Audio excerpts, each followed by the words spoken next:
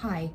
Hello. This channel is one that I've had open for a decade, where I've been posting music of mine. It's very special to me, I say, without having given constant updates for about 8 years of those 10. I'm trying to document something that I've been doing this year. I'm writing a song a week.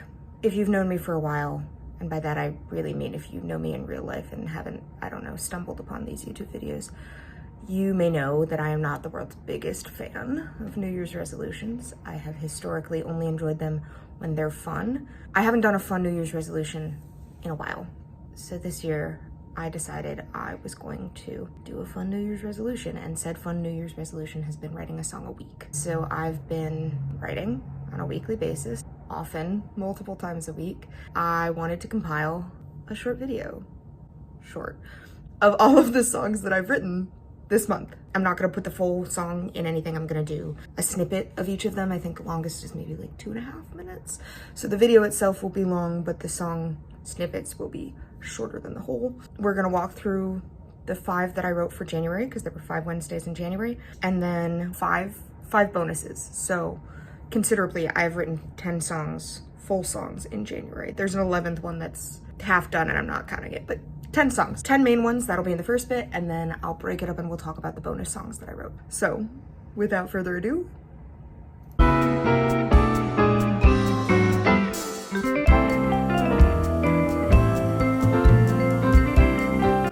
So, as I've already said in the first intro, I am not a fan of New Year's resolutions, and in making this silly little resolution for myself, I figured what better way to kick off the songwriting year than to write a song about how I hate New Year's resolutions, when my resolution was to write more songs. So that's what this first one is. Enjoy!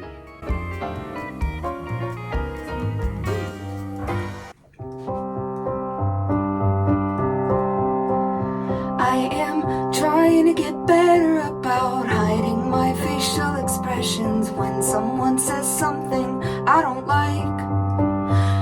But I could win a medal in romanticizing everything I live through as if it's just a charmed life. So I'm trying to change my reflections, hoping for some new perspectives as I walk into another round of this life, when I think I've slept in, frightened of my self-projection into something that I'll cry about. And I hate resolutions, don't you? I don't like being told to change, but often the only way out is through. So I guess I'll crack the spine and read a page. In high school I said that I'd wear more lipstick. In college hear more music, watch more films. And I might have outgrown those, but here's what did stick. I'm good at doing things I say I will. So if you please could bear with me, I'm gonna let myself dream. The second song I wrote in January was titled Bend, and I wrote it after getting a series of texts from some friends of mine who were all joyously celebrating milestones in their relationships.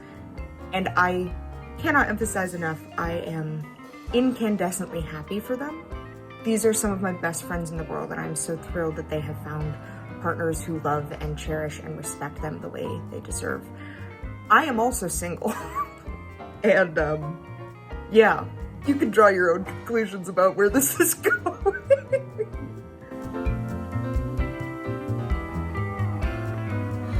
I think I'm run dry, I think I'm burnt out. I'm over my head, so everyone says there's no doubt. And I'm losing my mind while I'm standing in place. They said I had time, they said I'd be fine. Where's that grace? 'Cause I'm never amused, I'm just a person who say it's not true, except we both do know that I care. And I'm good in a pinch. When a crisis appears, I'll get the job done, wait till they're all gone, then bring my tears. And I've done it before, settled things for a friend I'd been dreaming about, just to watch as they'd flout their girl at the end. But does it ever wear off, the novelty or the sting of advising on love, just to watch everyone show off rings?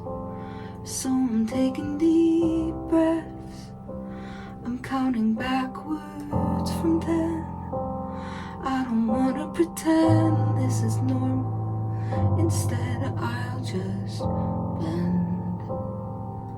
I'll just bend.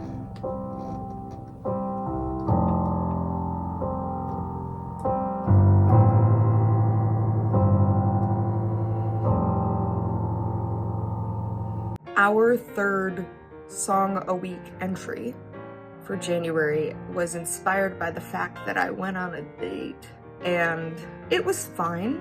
The individual I went on the date with, perfectly nice, perfectly kind, perfectly polite. We have not seen each other since, which is about what I expected when I was writing this song, so.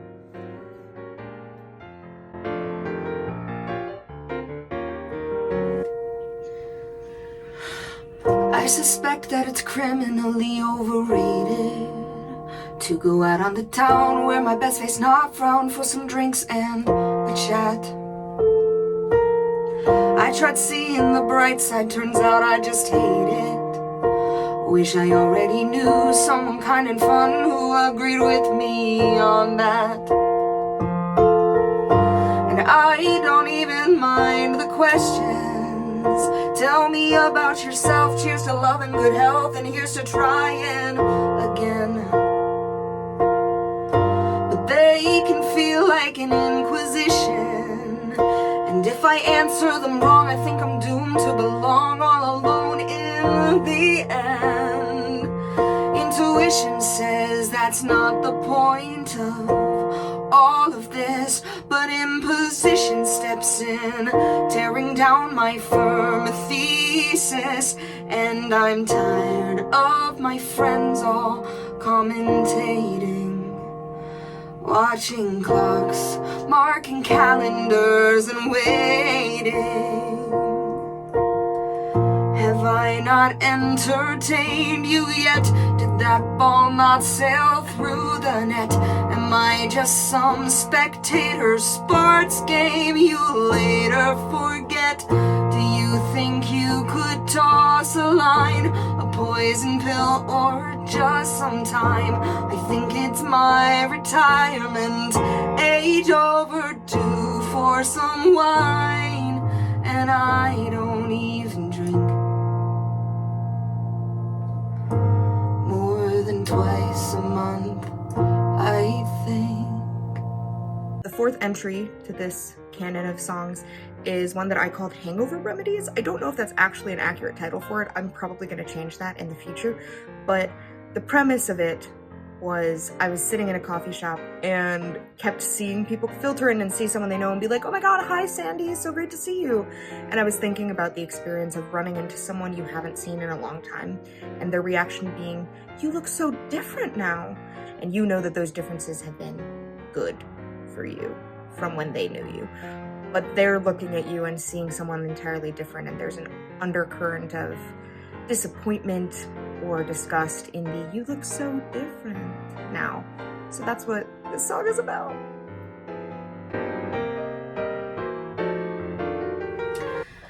It's a Sunday, I'm in a cafe. You call the papers, I'll break the news. 80s hits are on, let my hair grow long. I'm not the same woman you once knew. And last we met, you were a legend. I was a pushover waiting a strong breeze. It's funny that you should've liked me then. The only time I've ever been that easy.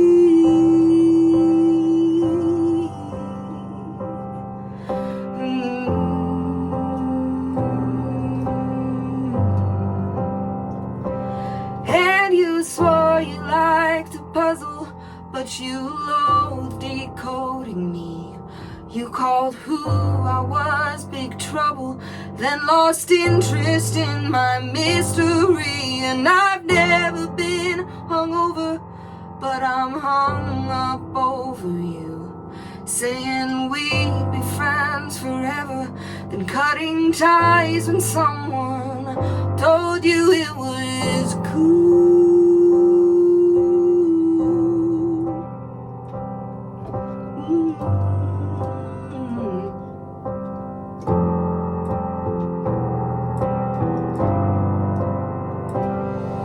Fifth and finally, I didn't get the chance to properly sit down at my piano and write until the Thursday of the last week of January, but I had written the lyrics on Tuesday and Wednesday, so I'm counting it. It was about thinking about your position in life and the choices you've made, and how even after getting all of the things you said you wanted, your life might not be that kind of ethereal dream that you expected. So that's what song 5 is about.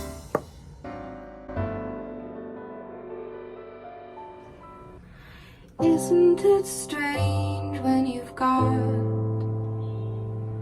the things that you wanted but not the ones that you need? It makes you want to scream, but you stay silent like you were taught.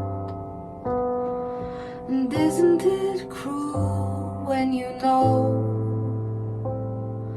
that all of it's only a show of your fragile reliance on structured compliance, while you water seeds that won't grow? I've come to realize my judgment is clouded when I try to hold fast to a goal.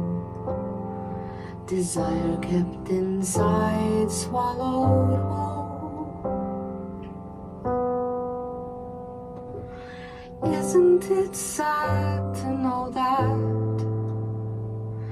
if plans hadn't all fallen flat, we'd still be here thinking we'd last a year drinking wine nobody likes as an act? And isn't it funny how we are architects of our own dreams? The builders and breakers made movers and shakers until we all burst at the seams.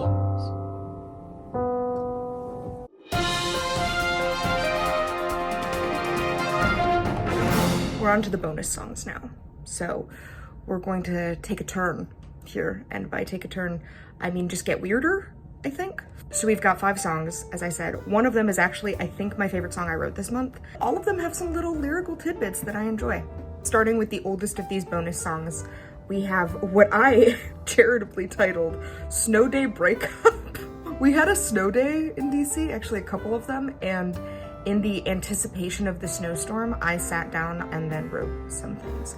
So Snow Day Breakup is about a couple where one person knows they were doomed from the start, and the other person did not have a clue because they thought things were going fine. And they're kind of being blindsided by this other person's revelation that, like, oh, we weren't ever gonna last.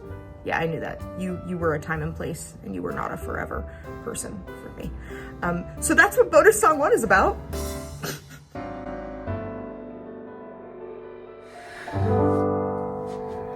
And in the calm before the storm, I hold my breath and plug my nose before I dive into the water. waters cold and deep. I find the treasures that I buried here, our future planned out, now I'm clear. I'm not poised, I fear to take the leap. And it's so unnerving that the world keeps turning when all we've built is burning down to ash. The tinders catch a blaze, but you just walk away. Can't spare a glance to gaze back on our past. And there's no fanfare to play a song. The stage is left bare. I'm walking around with my clothes off. The crowd won't care unless they catch that something's wrong. I wanna die there, the last breath of our affair drawn.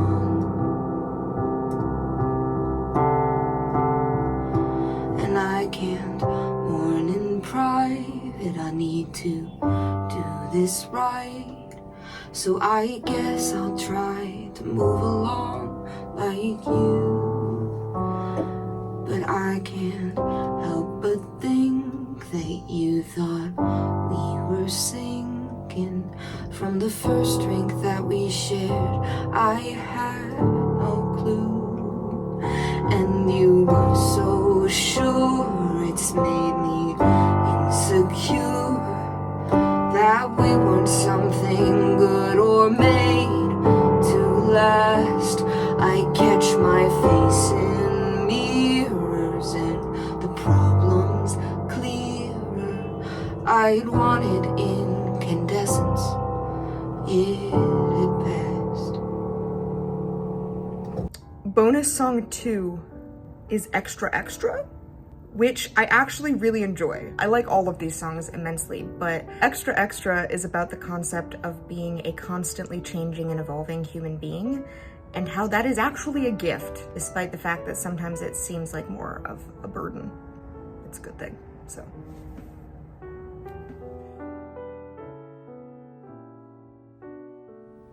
You heard it here first, that I'm giving it up, and I'm throwing my plans to the wolves.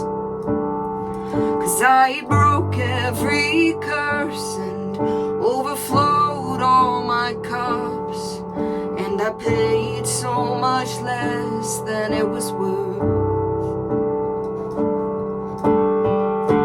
But no one tells you there's a tipping point, a time for living and letting live,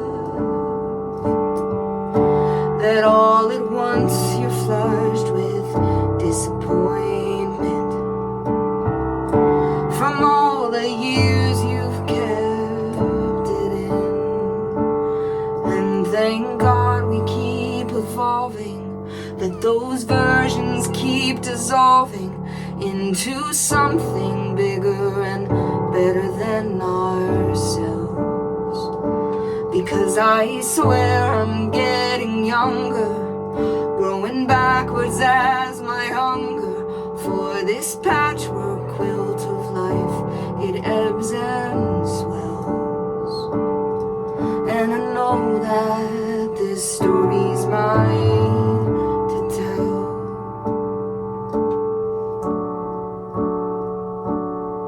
Okay, again, working in chronological order, I think the next one is The Novelist. This was my favorite bonus song I wrote. I started going at this one, and I don't know why I was leaning so hard into literary phrases, but specifically into phrases about editing and copy editing and publishing, which I need you all to know, I do not have a background in publishing. I have some friends who have written books. Many of them have done self-publishing. So like, I do not have the requisite knowledge to be writing about the publishing industry as if I know how it works. I do know a couple of things though, and there is a reference in this song to the Big Five publishing houses, which I thought was very fun for me. I also used the word sartorial, which why did anyone let me have a dictionary ever in my life? But I really liked this one. It's about working with someone and they really like to be the end all be all on a lot of the decisions you're making, and your creative voice is being sort of erased over the course of your partnership. And so the overall arc of the song is kind of coming out from under that person's thumb and being able to express yourself in the way that you have always intended to, and in the way that you have always been qualified to, even when they implied you were not. So that is The Novelist.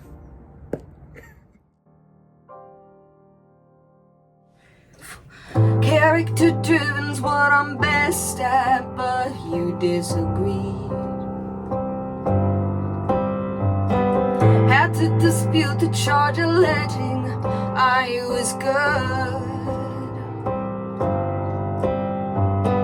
So many hours spent empowering your ego and treating me.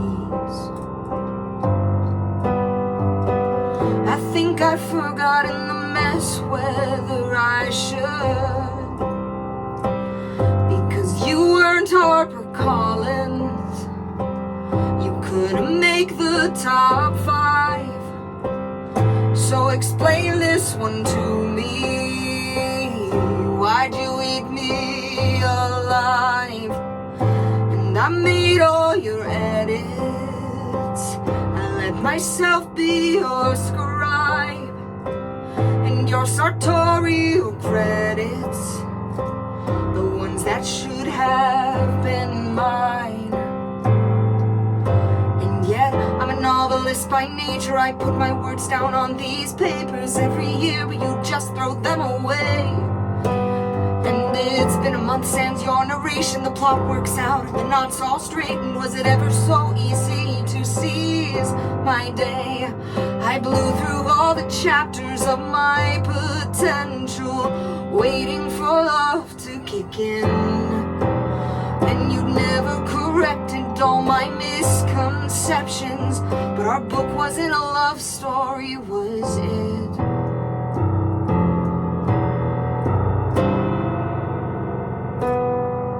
The fourth bonus song is another one that I wrote in New York. I had this really overwhelming thought at one point that all of the past versions of myself would have loved to see this 27-year-old version of me waltzing around New York City and doing things that she knew would bring her joy.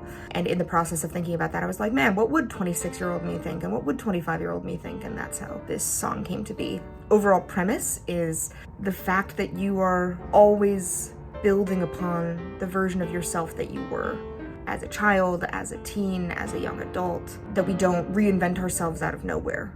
That the version of me at 27 is shaped from the version of me who existed at 26 and 25 and 24 and so on and so forth, but that all of those versions of me were shaped by 13-year-old Amanda, or 14-year-old Amanda, or 12-year-old Amanda, or sometimes 7-year-old Amanda, because she was a star. It's this idea that you are always a combination of all of the people you have been, and that's a really sacred thing to know. So, not to get deep on this, but yeah, that was the fourth little song. So this one's called Amalgamation. Do I remember the names of my own songs? No. Yeah.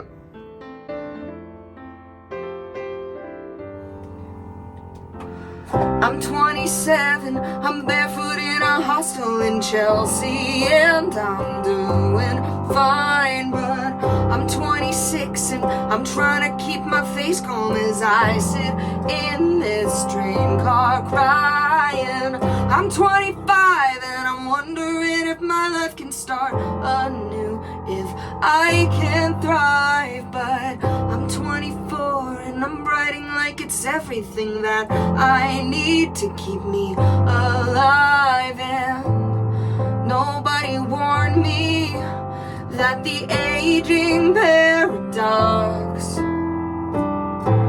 would be so reliant on a few well-placed building blocks.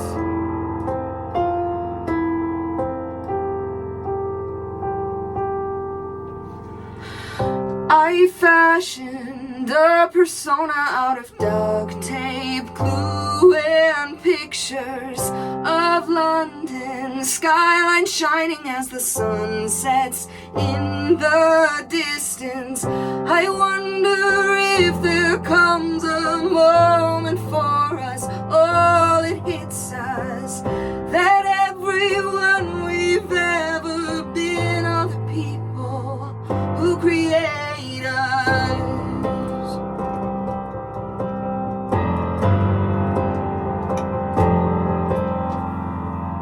Using that last song as a little bit of a springboard here, this last bonus song is called 20s. It's about being in your 20s, because it's a time, as I think many of us are aware of. So, bonus song 5. Your 20s are like this. You think that you're fearless, but in the next breath you remember your weakness. Half your friends had weddings, a third more bought beddings for their second child, legacies that they're setting, and you try to go on dates, but it's everything you hate. You drive to a job that feels too close and too far. You stall out in the garage for one last song in the car. You sit on your balcony, wishing on stars at night.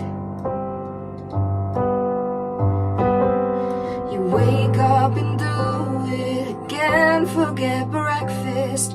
The headache develops at 2. Now you're restless, and nothing can stop the weight. It's too relentless to fight.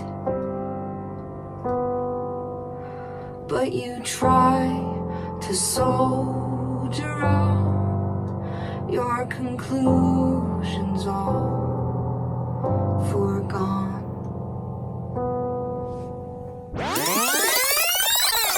That was all of my songs in January. I'm really happy with the writing work that I've done on some of these. I like a lot of the metaphors I was working with. There seems to be a common thread as I'm singing about being in my mid-20s and, oh, I'm sorry, I'm in my late 20s now. Did you know? I did some of this math the other day, and I'm sure that this varies for different people. From age 20 to age 22, you're in your early 20s, and then from 23 through 26, you're in your mid-20s, and then from 27 to 29, you're in your late 20s. And then you turn 30. I'm hoping for good things at 30. Anyway, in my late 20s, the common thread of a lot of these songs seems to be kind of loneliness and belonging, while also having a really deep appreciation and nostalgia for the person I was when I was younger. Yeah, I hope you've enjoyed these. I'm planning to do another video like this at the end of February, assuming I have the bandwidth to do so. But I really wanted to get back onto this YouTube channel and start making it more appropriately geared towards what it was meant to be, which is to say, not posting a song and then dipping off for 2 years or 4 or 8 and then coming back with another random song. It is meant to be my little music channel, but it can also be like a fun hello, I'm here channel. Hoping to be more thoughtful about the things I'm posting on here and actually to do the editing work that I know I'm capable of, and so on and so forth. That's all I've got. If you want to keep abreast of what's going on in my life, then feel free to like and subscribe to my channel. I'm still billing it as the music channel. It will likely stay that way for a hot minute, but you know, if that changes, perhaps it will change. You all will be the first to know. So thanks for joining. Happy to have you here. Hope you enjoyed. And signing off.